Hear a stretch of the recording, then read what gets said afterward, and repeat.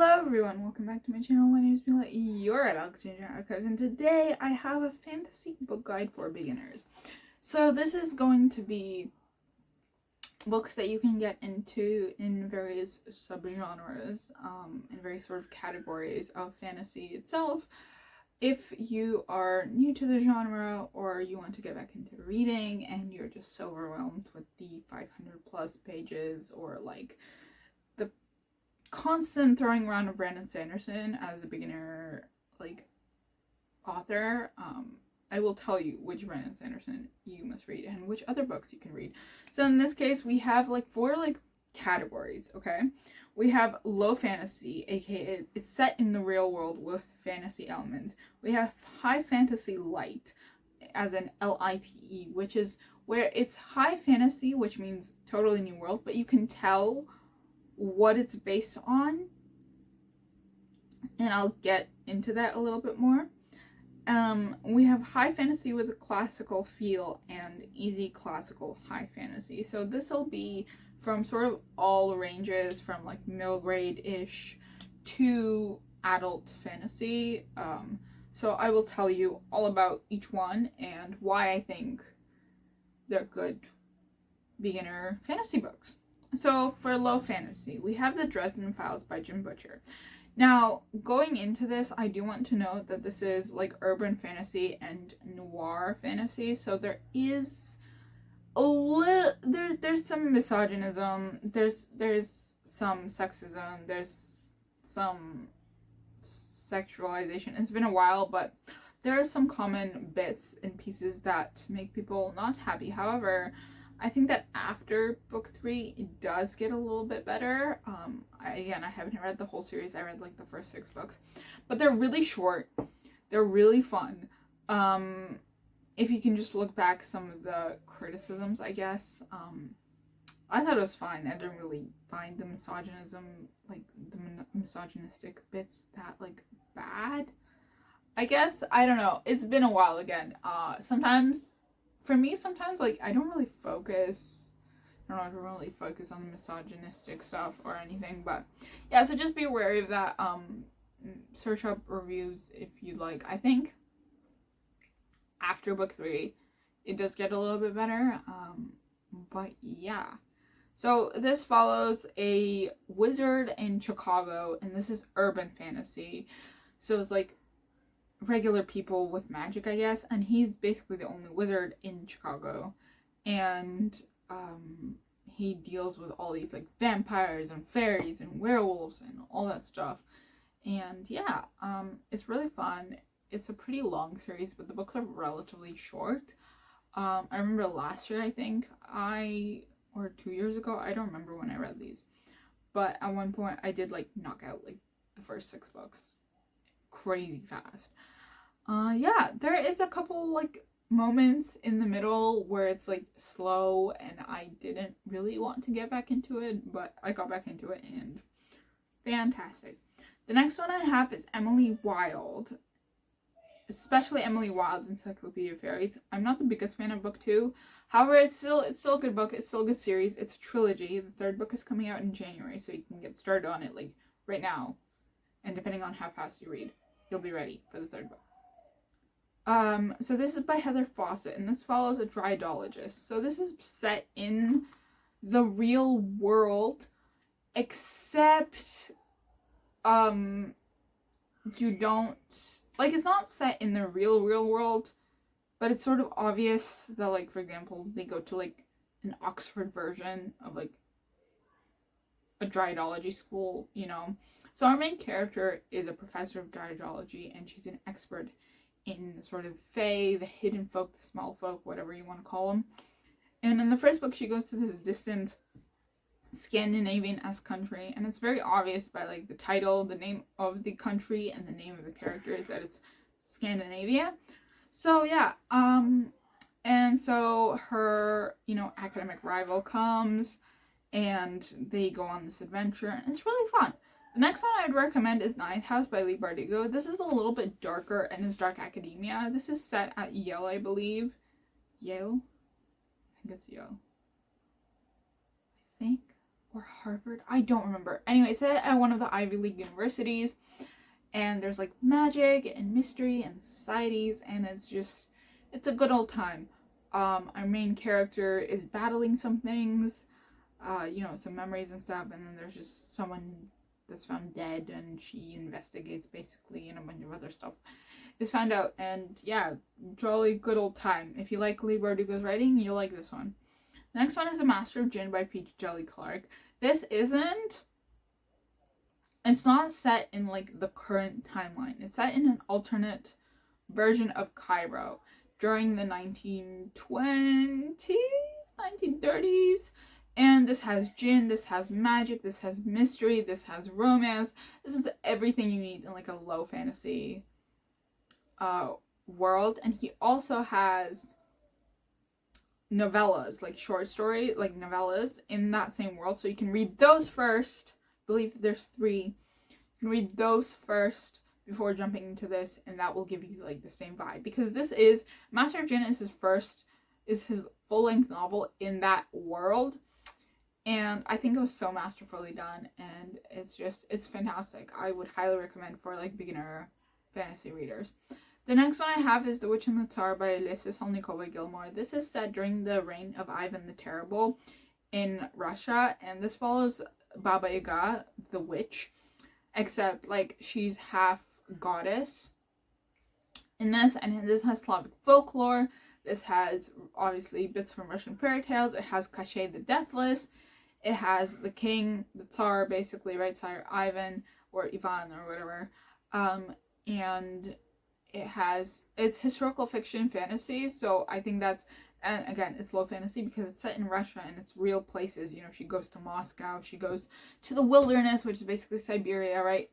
Or modern day Siberia and stuff. And yeah, I think this was, first off, it's a fantastic book in general. Second off, I think this is a good entry point for historical fiction fantasy, because even if you don't know a lot about Baba Yaga or like Russian, fantasy and stuff, I feel like this would be a great point because it doesn't delve a lot into the lore of Russian fairy tales or Slavic fairy tales and Slavic folklore, but it just gives you enough to understand and pique your interest.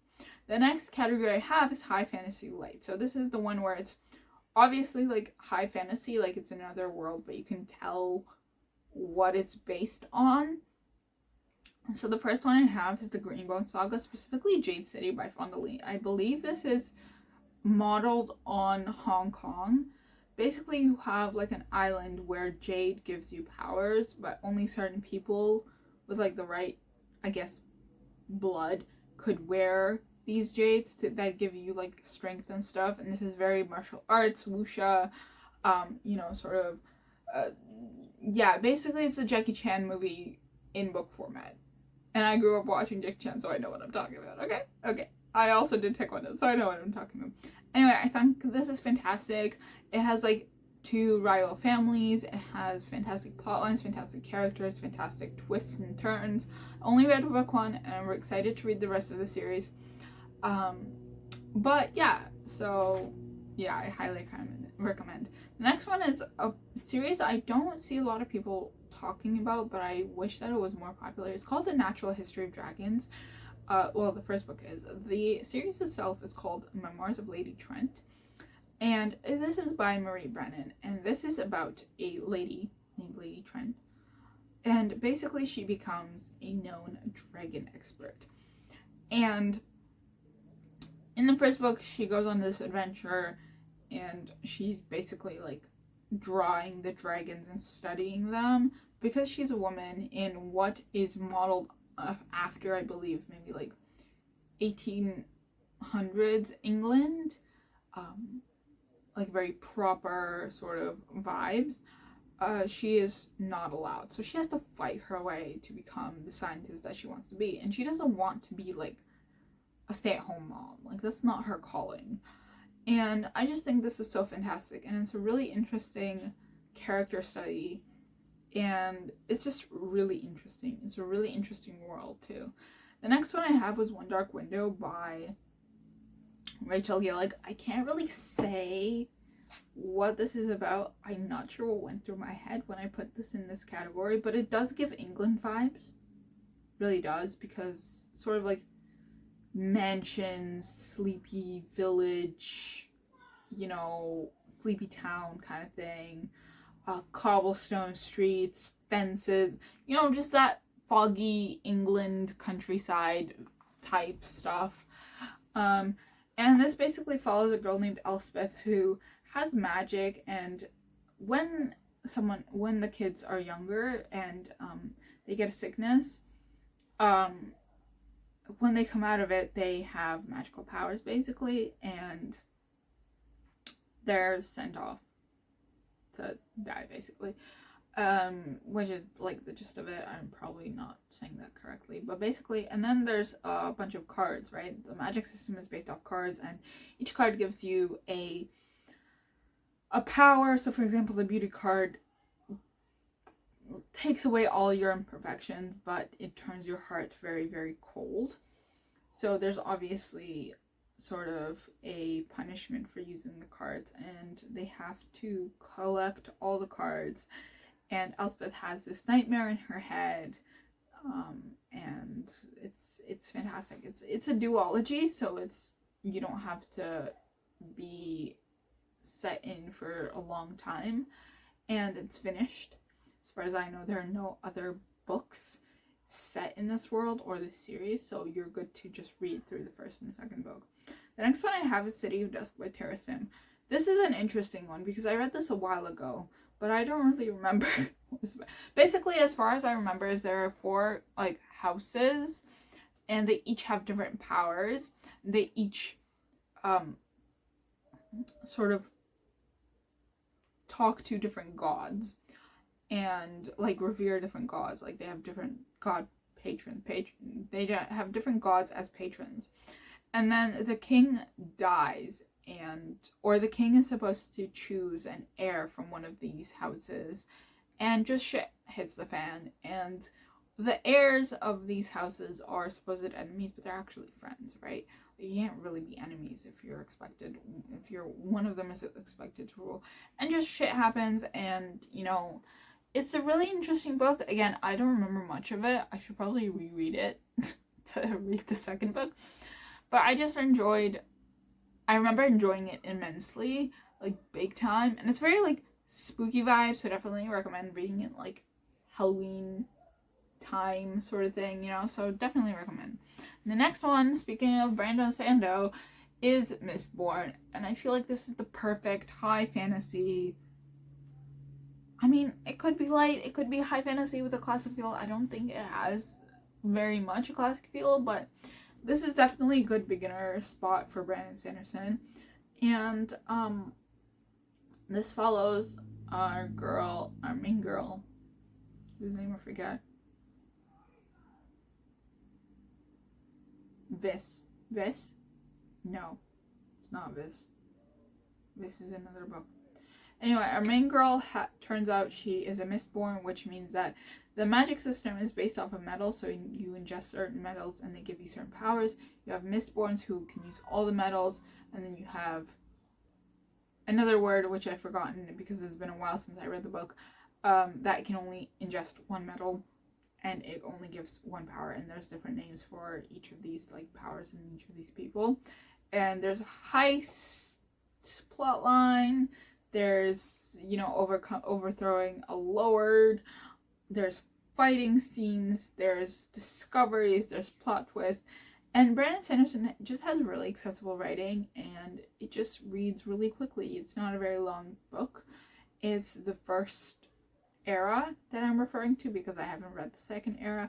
First era is very fantasy. The second era is very like Western country vibes with, you know, gunslingers and stuff. So I'd recommend the first era. Yeah, I'd say it's a solid beginner spot. Yeah, don't touch Stormlight. Don't even go within 10 feet of Stormlight. Okay, if you're a beginner. So yeah.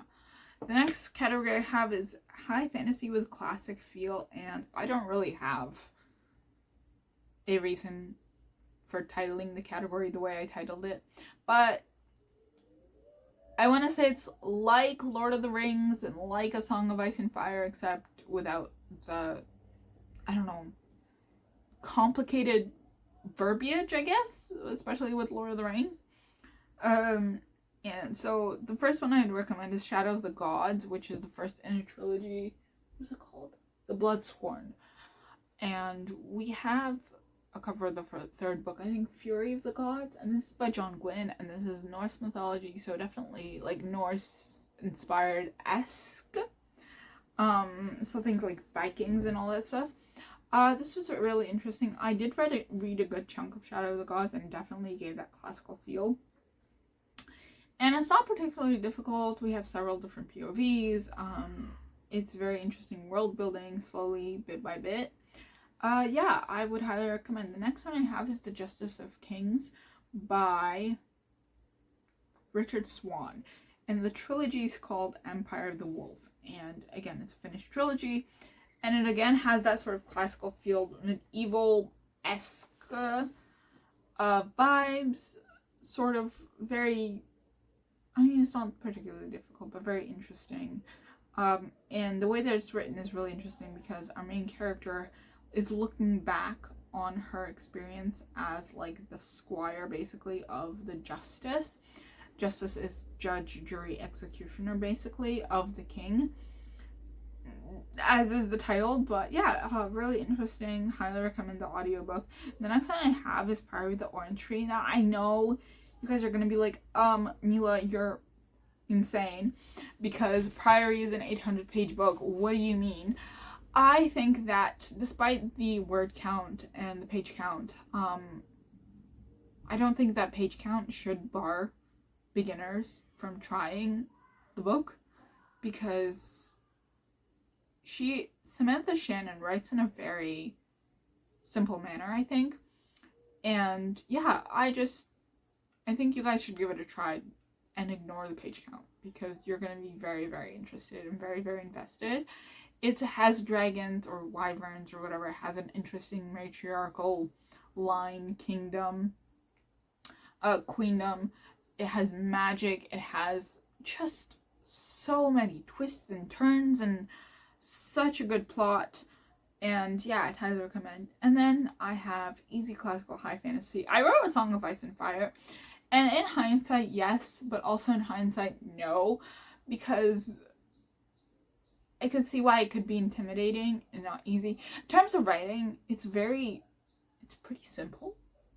There's not a lot of difficult words in there, and yeah, I guess you could read A Song of Ice and Fire, if we dumbed it out into tropes, chosen one, dragons, I don't know, betrayals, twists, turns, whatever. But yeah, read that at your own discretion.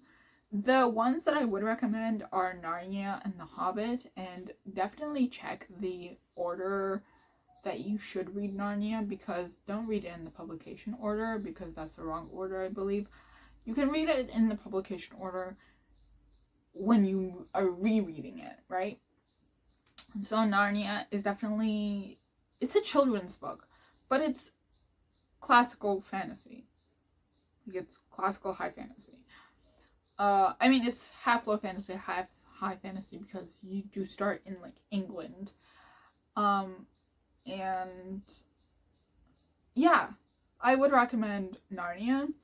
And then you have The Hobbit. And I know that people are going to be like, but Lord of the Rings is so difficult, and Jared Tolkien is so difficult to read, and da da da da. Don't listen to them. The Hobbit is on a completely different level. It's a children's book. It's a middle grade book, okay? Don't listen to the fact that Lord of the Rings is considered like high fantasy or whatever, because The Hobbit was written for children, and it reads as a children's book, and it's clearly as fantastic as Lord of the Rings.